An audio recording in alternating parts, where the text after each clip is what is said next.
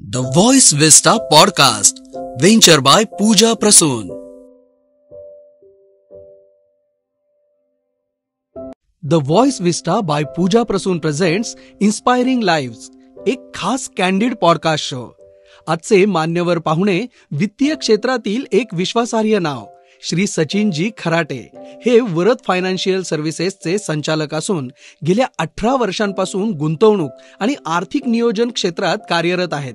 Mutual fund distributor आणि certified financial planar म्हणून ते मार्गदर्शन करतायत. आजपर्यंत त्यांच्या मार्गदर्शनाच्या माध्यमातून 135 कोटी रुपयांपेक्षा अधिक गुंतवणुकीचे व्यवस्थापन करत हजारो गुंतवणूकदारांनी आर्थिक स्थैर्य आणि समृद्धी प्राप्त केली आहे. लेखक आणि आर्थिक साक्षरतेचे मार्गदर्शक सचिनजी यांनी आर्थिक नियोजन, एक पाऊल आर्थिक स्वातंत्र्याकडे या पुस्तकाद्वारे आर्थिक नियोजनाचे महत्त्व सहज आणि प्रभावी पद्धतीने मांडलंय. प्रतिष्ठित MFRT पुरस्काराने सन्मानित सचिनजी यांची मुलाखत सुप्रसिद्ध कॅफे म्युच्युअलमध्ये प्रकाशित करण्यात आली आहे. जो स्टॉकच्या व्यासपीठावर त्यांचा प्रेरणादायी प्रवास ऐकायला मिळतोय. आर्थिक साक्षरतेचा प्रसार, लाखोंच्या जीवनात सकारात्मक बदल, शाळा, महाविद्यालये आणि कॉर्पोरेट्समध्ये आर्थिक नियोजन कार्यशाळा घेत त्यांची आर्थिक साक्षरता मोहीम लाखो लोकांपर्यंत पोहोचली आहे. व्हिडिओजद्वारे सोशल मीडियाच्या माध्यमातून लाखो लोक त्यांना पाहतायत आणि त्याचा मोठ्या प्रमाणात प्रसार होतोय. श्री खराटे यांचे स्पष्ट मत आहे, आर्थिक नियोजन फक्त श्रीमंतीकडे जाणारा मार्ग नाही, तर तणावमुक्त आणि आनंदी जीवन जगण्याचा महामार्ग आहे. तर मग ही प्रेरणादायी भेट अनुभवण्यासाठी आणि तुमच्या आर्थिक भविष्यासाठी मौल्यवान मार्गदर्शन हवंय? So let's start the podcast. The voice vista venture by Pooja Prasoon मध्ये मी राहुल ढोले आपल्या सगळ्यांचं अगदी मनापासून स्वागत करतो. आणि आपल्या शोचं नाव आहे इन्स्पायरिंग लाईव्ह, ज्यामध्ये आपण वेगवेगळ्या व्यक्तींना भेटत असतो ज्यांनी आपल्या लाईफला इन्स्पायर केलेलं आहे आणि जे आपल्या लाईफला इन्स्पायर करतायत. सो आज आपल्यासोबत आहेत. सगळ्यात महत्त्वाची गोष्ट सध्या लाईफमध्ये कुठली असेल, सो ती आहे पैसा. आणि त्या पैशाचं मॅनेजमेंट आपल्याला कसं करायचं आहे किंवा आपण त्यासाठी काय काय करू शकतो, हे सगळं सांगण्यासाठी आपल्यासोबत आहेत वरद फायनान्शियल सर्व्हिसेस, एक पाऊल आर्थिक स्वातंत्र्याकडे हे आपल्याला सांगणारे, या एक पाऊल स्वातंत्र्याकडे घेऊन जाणारे श्री सचिनजी खराटे आपल्यासोबत असणार आहेत. सो मी आता त्यांना इथे मंचावरती आमंत्रित करतो. सर, प्लीज आपलं स्वागत आहे. आपण या मंचावरती विराजमान व्हा. आणि सचिनजी खराटे आपल्यासोबत आलेले आहेत आणि खूप भारी वाटतंय, कारण की ज्या गोष्टीचं सगळ्यात महत्व आहे पैसा, बरोबर, तर ती गोष्ट कशी मॅनेज करायची हे सर सांगतात. तर पहिल्यांदाच आमचा प्रश्नच असा आहे की सचिनजी, काय होतं की बऱ्याच लोकांना ना फायनान्शियल प्लॅनिंग खूप क्लिष्ट वाटते, खूप क्रिटिकल वाटते की अरे बाप, कसं काय करायचं वगैरे. आता आम्हाला थोडं सोप्या शब्दात समजावून सांगाल का की फायनान्शियल प्लॅनिंग प्रत्येकासाठी गरजेची काय, मग त्यांची कमाई किती का असेल? बरोबर. खरं तर फायनान्शियल प्लॅनिंग हा अगदी सिंपल आणि साधा सोपा विषय आहे, पण काही शिकल्या सवरल्या लोकांनी त्याला अतिशय कॉम्प्लिकेटेड केलेलं आहे. तर पुढच्या 1-2 मिनिटांमध्ये आपण त्याला कसं साधं सोपं करता येईल ते बघू. आधी समजून घेऊ फायनान्शियल प्लॅनिंग म्हणजे असतं काय. एक उदाहरण बघू आपण. माझा एक मित्र राजेश नावाचा, तो बस स्टँड वरती जाऊन बसमध्ये बसला आणि तेवढ्यात कंडक्टर आला आणि कंडक्टरने त्याला विचारलं की कुठे जायचंय तुम्हाला. तर तो म्हटला की नाही, कुठे घेऊन त्याला, जिथे बस चालेल तिथे. तर कंडक्टरने त्याला खाली उतरून दिलं. का बरं? तर म्हणजे तुम्ही आधी ठरवा तुम्हाला कुठे जायचंय, मग त्या बसमध्ये बसा आणि मग तुम्ही प्रवास करा. तर जर साधा प्रवास सुद्धा आपण ठरवल्याशिवाय करू शकत नाही, तर एवढं मोठं आयुष्य जगताना विदाऊट फायनान्शियल प्लॅनिंग किंवा विदाऊट आर्थिक नियोजन ते कसं जगायचं, खूप अवघड असतं. जर कधी असं आपण आर्थिक नियोजन नाही केलं तर खूप सारं आयुष्य चुकत चुकत चुकत जातं आणि जिथे श्रीमंती यायला पाहिजे होती ती श्रीमंती कधी येतच नाही. त्यामुळे आयुष्यामध्ये आर्थिक नियोजन किंवा फायनान्शियल प्लॅनिंग अतिशय गरजेचं आहे. आणि इन्कमचा याच्याशी दूरपर्यंत काही संबंध नाही. अच्छा, माझ्या मते मला असं वाटतंय फायनान्शियल प्लॅनिंग किंवा आर्थिक नियोजन म्हणजे काय, तुमच्याकडे असलेल्या पैशांचं किंवा तुमच्याकडे येणाऱ्या पैशांचं किंवा तुमच्याकडून जाणाऱ्या पैशांचं व्यवस्थित नियोजन करणं म्हणजे आर्थिक नियोजन. किती सोप्या शब्दात सरांनी सांगितलेलं आहे की जर तुम्हाला माहितीच नाहीये की नेमकं तुम्हाला कुठे जायचंय, तर तुम्हाला कुठल्या गाडीत बसायचं हे कधीच कळणार नाही आणि तुम्ही तुमच्या डेस्टिनेशन पर्यंत कधी पोहोचणार नाहीत. हे म्हणजे रॅन्डम झालं की म्हणजे आकाशामध्ये आपण दगड मारण्यासारखं झालं की तो लागणार कुठेच नाही, माहितीच नाही काय करायचं आहे ते. आणि या संदर्भातला आमचा पुढचा प्रश्न आहे की लाईफच्या जशा वेगवेगळ्या स्टेजेस असतात, तर जीवनाच्या वेगवेगळ्या टप्प्यांमध्ये म्हणजे आपल्या लाईफ स्टेजेसमध्ये फायनान्शियल प्लॅनिंग कशी बदलली पाहिजे? म्हणजे समजा आता तरुण असेल, प्रोफेशनल असेल, किंवा कुटुंब सांभाळणारी व्यक्ती, किंवा मग अगदी रिटायरमेंट पर्यंत आलेली व्यक्ती, सो कसे बदल होतात त्यामध्ये? बरोबर. याच्यात 2-3 गोष्टी आधी समजून घेऊ आपण की नक्की फायनान्शियल प्लॅनिंग कसं करायचं. तर जनरली 3 गोष्टी खूप महत्वाच्या असतात आयुष्यामध्ये ज्या आपण फॉलो केल्या पाहिजेत. सर्वात पहिली असते की तुमचं इन्शुरन्सचं प्लॅनिंग व्यवस्थित झालं पाहिजे. कारण आयुष्य जगताना इन्शुरन्स जो आहे हा फायनान्शियल प्लॅनिंगचा महत्वाचा पाया समजला जातो. एखाद्या व्यक्तीने सगळंच्या सगळं प्लॅनिंग केलं इन्व्हेस्टमेंटचं आणि त्याचा इन्शुरन्स नसेल आणि दुर्दैवाने काही बरं वाईट झालं तर अख्खच्या अख्खं फायनान्शियल प्लॅनिंग कोलमडून पडतं. तर हा इन्शुरन्स घेताना शक्यतो टर्म इन्शुरन्स घेतलेला बरा. टर्म इन्शुरन्स का बरा? तो अतिशय कमी प्रीमियम मध्ये खूप मोठा इन्शुरन्स मिळतो. फॉर एक्झाम्पल, ज्याचं 1 कोटीचा इन्शुरन्स एखाद्याला घ्यायचा असेल त्याच्या फायनान्शियल प्लॅनिंग प्रमाणे, त्याचा प्रीमियम हार्डली 20-25 हजार रुपये येतो.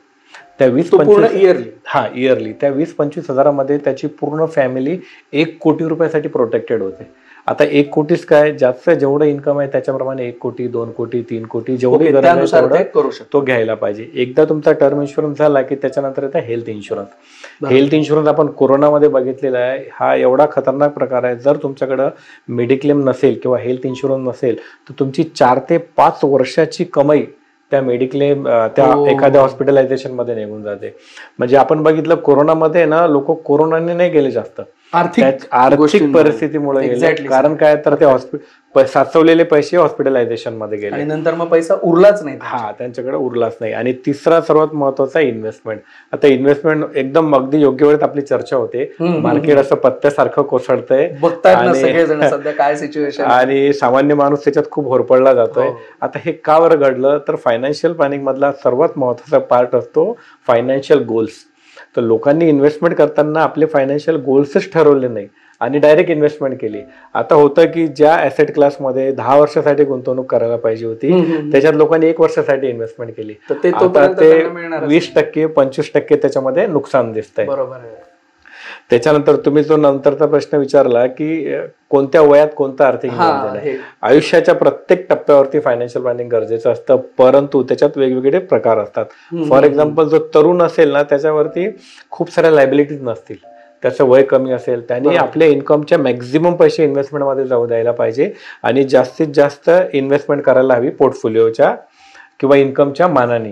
आणि त्याच्यामध्ये त्यांनी थोडीशी जास्त रिस्क घेतली तरी चालेल. कारण काय, तर रिस्क घेऊन रिटर्न जास्त मिळण्याची प्रोबेबिलिटी आहे. एखादा निर्णय चुकला तरी त्याच्याकडे वेळ भरपूर असतो, त्याच्यामुळे ती चूक त्याला निस्तरता येते. एक्झॅक्टली. आणि जो मिडल एजचा माणूस असतो, ज्याच्याकडे फॅमिली असते, मुलं असतं, त्यांचं शिक्षण वगैरे असतं, ह्या वयामध्ये खूप सारी आपण इन्व्हेस्टमेंट करू शकत नाही. मग यांच्यासाठी थोडंसं वेगळं असतं. खूप जास्त रिस्क पण घेण्याची गरज नाही, खूप जास्त कन्झर्वेटिव्ह पण राहायचं गरज नाही. आपल्या इन्कमच्या साधारणतः 25-30% इन्व्हेस्टमेंट मॅनेज केली पाहिजे किंवा तेवढी इन्व्हेस्टमेंट झाली पाहिजे. आणि तिसरा सर्वात महत्वाचा प्रकार म्हणजे सिनियर सिटीजन, ज्यात तुम्ही विचारलं. हा प्रकार आहे ना, एवढा कन्झर्वेटिव्हली मॅनेज केला पाहिजे या लोकांची इन्व्हेस्टमेंट की या वयात जर कधी एखादी चूक घडली तर आयुष्यातून माणसं उठण्याची शक्यता असते. तिथे चान्सच नाही, तिथे काहीच चान्स नाही आहे. म्हणजे सिनियर सिटीजन लोकांनी, मी म्हणजे आजकाल बघतो खूप सारे सिनियर सिटीजन शेअर बाजारामधनं पैसे कमवण्यासाठी आपले रिटायरमेंटचे पैसे तिथे लावतात. ऍक्च्युली ते प्रोडक्ट त्यांच्यासाठी आहेच नाही. रिस्क खूप जास्त आहे. या वयामध्ये कुठल्याही प्रकारची रिस्क घेण्याची गरज नाही. सेकंड इनिंग आहे छान, आपले जिथे सेफ इन्व्हेस्टमेंट आहे किंवा जास्तीत जास्त तुम्हाला वाटतं आपल्या पोर्टफोलिओच्या 30-35% फक्त तुम्ही इक्विटी म्युच्युअल फंड मध्ये टाकावे, बाकीचे पोस्ट ऑफिस किंवा जिथे गॅरंटी मिळते अशा ठिकाणी टाकावी आणि सेकंड इनिंग जी आहे ती अगदी आनंदाने एन्जॉय करावी. मग आता जसं सेकंड इनिंगचा विषय आला तर SIP ला खूप सिक्युअर समजलं जातं. सो SIP ला एक इन्व्हेस्टमेंट मानलं जातं आपल्याकडे आणि ती आहे सुद्धा. तर आम्हाला थोडंसं हे एक्सप्लेन करा की SIP म्हणजे एक्झॅक्टली काय, आणि ज्या लोकांना थोडंसं एक लॉंग टर्म साठी इन्व्हेस्टमेंट करायची आहे त्यांच्यासाठी हे कसं बेनिफिशियल ठरू शकतं. अगदी बरोबर. SIP हा आपल्या भारतातलाच नाही, जगातला सर्वात चांगला प्रकार आहे इन्व्हेस्टमेंटचा. सेफेस्ट नाही म्हणता येईल त्याला, रिस्क असते त्याच्यामध्ये, पण काय ना, आता तुम्ही कुठलेही ऍसेट क्लास जेव्हा विकत घ्यायला जाता, फॉर एक्झाम्पल तुम्हाला एखादा फ्लॅट घ्यायचा आहे, एखादी प्रॉपर्टी घ्यायची आहे, तर तुमच्याकडे खूप सारा पैसा लागतो आणि SIP मध्ये तेवढा पैसा लागत नाही. अगदी तुम्ही 500,000 सुरुवात करू शकता. आता SIPचं उदाहरण दिलं तर ती तुमच्या इन्व्हेस्टमेंट प्रमाणे चालती किंवा तुमच्या निर्णयाप्रमाणे चालती. कशी, तर तुम्हाला 500 रुपयाची SIP करता येते, 1000ची करायची, 10,000ची, 20,000ची, 25,000ची, तुमच्या बजेट प्रमाणे ती करता येते. ती केव्हाही चालू करू शकता, केव्हाही बंद करू शकता, केव्हाही चालू कमी करू शकता, केव्हाही जास्त करू शकता. सगळे ऑप्शन त्याच्यामध्ये अवेलेबल असतात, फ्लेक्झिबल असतात. तुम्ही अगदी 6 महिन्यासाठी SIP करू शकता, 30 वर्षासाठी SIP करू शकता. आता एक SIPचं उदाहरण द्यायचं झालं तर सांगतो की SIP मध्ये किती वेल्थ क्रिएट होऊ शकते. मी मध्यंतरी एक व्हिडिओ शूट केला होता, त्याच्यामध्ये सांगितलं होतं 10,000ची SIP एक फ्लेक्झिकॅप नावाचा इंडस्ट्री मधला फंड आहे, ज्याला 30 वर्ष झाले. तर 10,000 महिन्याच्या SIPचे तुमच्या अंदाजाने किती रुपये व्हायला पाहिजेत? 10,000चे किती? 30 वर्ष. 10,000चे साधारणतः 5 ते 6 लाख होऊ शकतात. 1 कोटी, 2 कोटी, एवढे? 3 कोटी, 5 कोटी. सर आता माझा 10 कोटी. मी आता पाणीच घेतलेलं आहे. तर साधारणतः 21 कोटी रुपये झालेत फक्त 10,000 रुपयाचे SIP एखाद्याने 30 वर्ष चालवली असेल तर. 19% त्या फंडने रिटर्न दिलेले आहेत. आता हे झालं, कोणी म्हणेल की 30 वर्षापूर्वी 10,000 खूप मोठी अमाऊंट होती. तुम्ही 1,000 रुपयाचे करू शकले असते, 1,000चे पण 2 कोटी रुपये झाले असते. बरं ठीक आहे, 1,000 पण खूप जास्त आहे. तुम्ही 100 रुपयाची SIP करू शकले असते, त्याचे पण 21 लाख रुपये मिळाले असते. SIP मध्ये एवढी पॉवर आहे वेल्थ क्रिएशन करायची की जी अजूनही लोकांना पूर्णपणे कळत नाही. कंपायलेशनच म्हणतो ना आपण त्याला, की ते युनिट्स अक्युम्युलेशन आपण करतो त्या पिरियडमध्ये. आणि SIPची सर्वात चांगली गोष्ट असते की मार्केट जेवढं खाली जातं तेवढे जास्त युनिट्स तुम्हाला मिळतात आणि जेव्हा मार्केट वरती जातं तेव्हा तुम्हाला त्याचा जास्त फायदा. म्हणजे ज्यावेळेस मार्केट खाली गेलेलं आहे त्यावेळेस SIP करण्याचा मला वाटतं सगळ्यात चांगला प्रकार आहे. आणि याच संदर्भातलं पुढचं आहे की आता समजा तुम्ही SIP पर्यंत तर आम्हाला आणून ठेवलं, पण आता जे एकदम बिगिनर्स आहेत, ज्यांना आत्ताच सुरू करायचंय, ज्यांना फार इन्व्हेस्टमेंट वगैरे ज्यांनी केलेली नाहीये, तर जर एखादी व्यक्ती गुंतवणुकीच्या जगात नवीन असेल तर गुंतवणूक करण्यापूर्वी कोणत्या मुख्य गोष्टी त्यांनी लक्षात ठेवणं गरजेचं आहे?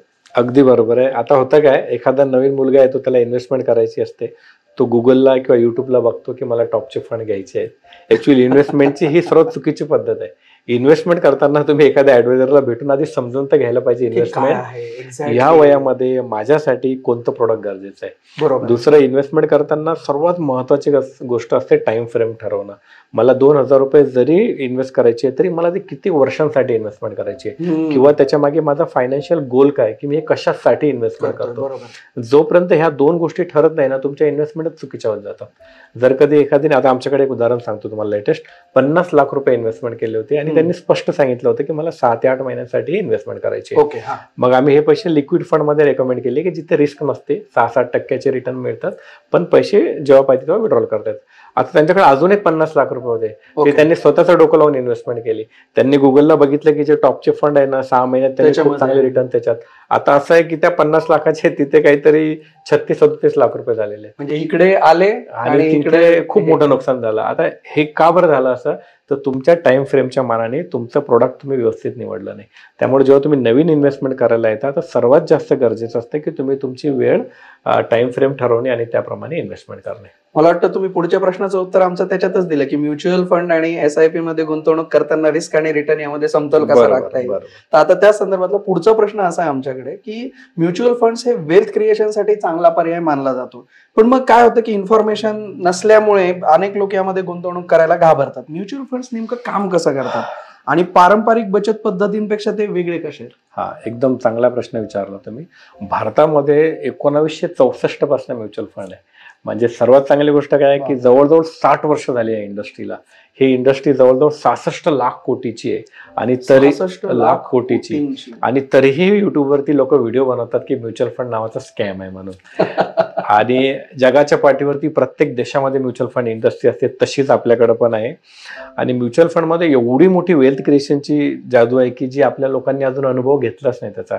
तर तुम्हाला एक उदाहरण सांगतो. आपण बघतो जनरली 1 लाखाचा माझ्या वडिलांनी प्लॉट घेतला होता, त्याचे 1 कोटी रुपये झाले, 2 कोटी रुपये झाले, अशी खूप सारी उदाहरणं आपण म्युच्युअल फंड मधनं रिअल इस्टेट मध्ये बघत असतो. तर म्युच्युअल फंड मध्ये पण अशी खूप सारी उदाहरणं आहेत पण जी कधी पब्लिशच झाले नाही. आता एक निप्पॉन इंडिया कंपनीचा एक फंड होता, त्याच्यात 10 रुपयांनी तो सुरुवात झाला होता. त्याची आजची NAV किती असणार पाहिजे? 100 रुपये, 200 रुपये, 500 रुपये, 500 ते 700 रुपये, 2000 रुपये, 3000 रुपये, 4200 रुपये. याचा अर्थ असा होता की त्यावेळी कोणी फक्त 1 लाख रुपये इन्व्हेस्टमेंट केले असते तर त्याचे 4.25 कोटी रुपये झाले असते. तर म्युच्युअल फंडमध्ये वेल्थ क्रिएशनची खूप मोठी जादू आहे जी अजूनही आपण अनुभवली नाही. कारण आपल्याकडे इन्व्हेस्टमेंट करणारे 6 महिने, वर्षभर, 2 वर्ष, 3 वर्षात पैसे नाही वाढले की पॅनिक होऊन जातात आणि विकून टाकतात. 10 वर्ष, 15 वर्ष, 20 वर्ष कोणी थांबायला तयार होत नाही. आणि म्युच्युअल फंड मध्ये सर्वात जास्त प्रॉब्लेम्स काय येतात की जेव्हा पैसे खाली जातात तेव्हा मार्केटमध्ये पॅनिक निर्माण होतो. मोठ्या मोठ्या हेडलाईन्स तयार होतात की मार्केटमध्ये पैसे डुबले.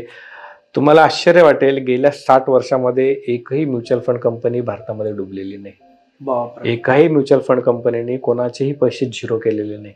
एकही म्युच्युअल फंड कंपनी आपल्या कंपनीला ताळा लावून गेलेली नाही.